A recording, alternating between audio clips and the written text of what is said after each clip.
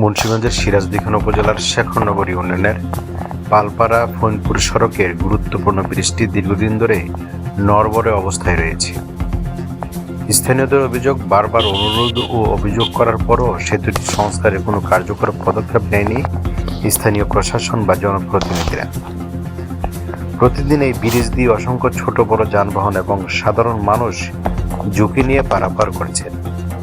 ব্রিজটির বিভিন্ন অংশ ক্ষতিগ্রস্ত, পাটাতন ভেঙে গেছে, রেলিং নেই, ফলে যে কোনো সময় বড় ধরনের দুর্ঘটনার আশঙ্কা রয়েছে। স্থানীয় বাসিন্দাদের সাথে কথা হলে তারা জানান, প্রতিদিন আমরা আতঙ্কে নিয়ে এই ব্রিজ পার হই। কখনো দুর্ঘটনা ঘটে যাবে তা কেউ জানে না। জনপ্রতিনিধিরা প্রতিশ্রুতি দেন, কিন্তু তা বাস্তবায়িত হয় না। অন্য এক পথচারী বলেন, এই ব্রিজের ওপর দিয়ে স্কুলের শিশুরা রোগী বহনকারী যানবাহন চলাচল করে।